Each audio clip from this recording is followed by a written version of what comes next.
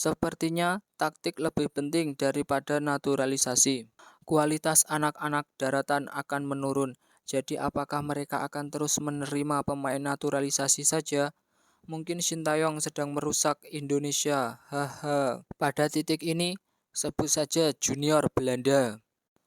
Timnas Indonesia dikabarkan akan menaturalisasi dua pemain baru, yaitu Jairo dan Pascal Struijk. Dua pemain ini bisa menambah daya gedor Timnas Indonesia. Kabar ini sampai membuat media dan netizen Korea Selatan berkomentar. Naturalisasi juga dimungkinkan sampai batas tertentu. Saya rasa bukan ide yang baik untuk mencoba membeli tentara bayaran dan pergi ke Piala Dunia daripada mengembangkan budaya sepak bola. Ini berantakan. Tentara bayaran yang dinaturalisasi, harap batasi maksimal 2 orang per game.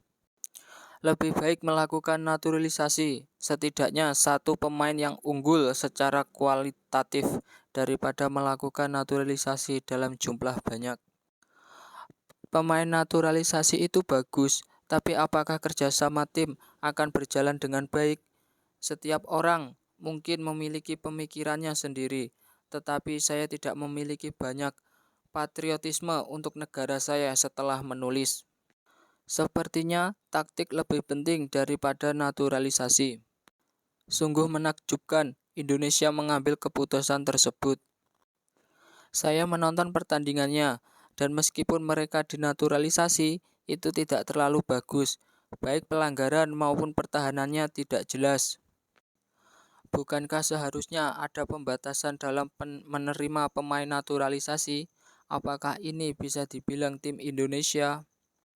Yang mereka lakukan hanyalah menaturalisasi, dan itu akan berakhir. Apakah ada gunanya menjadi pemain naturalisasi jika dia bukan pemain level A? Itu semua hanya masalah waktu saja. Saya hanya kasihan pada pemain daratan. Betapapun bagusnya mereka bukanlah pemain yang berharga, sehingga tidak mendapat kesempatan bermain untuk timnas. Dan pada akhirnya mereka disakiti oleh pemain itu. Dan pada akhirnya mereka makin merusak sepak bola Indonesia. Itu tidak masalah karena memang kita. Tapi jujur saya kasihan dengan pemain daratan. Apa yang Anda lakukan jika merekrut pemain naturalisasi? Aku bahkan tidak bisa memenangkan satu pertandingan pun. Kualitas anak-anak daratan akan menurun.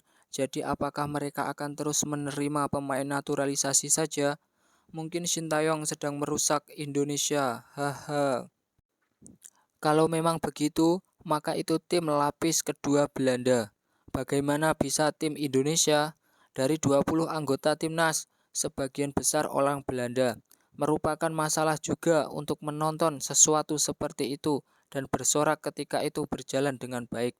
Apakah benar mengecualikan semua pemain lokal dan memilih pemain pengganti sebagai tentara bayaran naturalisasi untuk Piala Dunia dengan harapan menang tanpa syarat? Kita akan melihat lebih dari 20 pemain naturalisasi di Indonesia. Menurut saya, Kevin Dick dan Ray Dewald lebih baik dari pemain naturalisasi sebelumnya. Pada akhirnya, para mantan pemain naturalisasi tersebut akan digantikan satu persatu oleh pemain naturalisasi lainnya. Pada titik ini, sebut saja junior Belanda.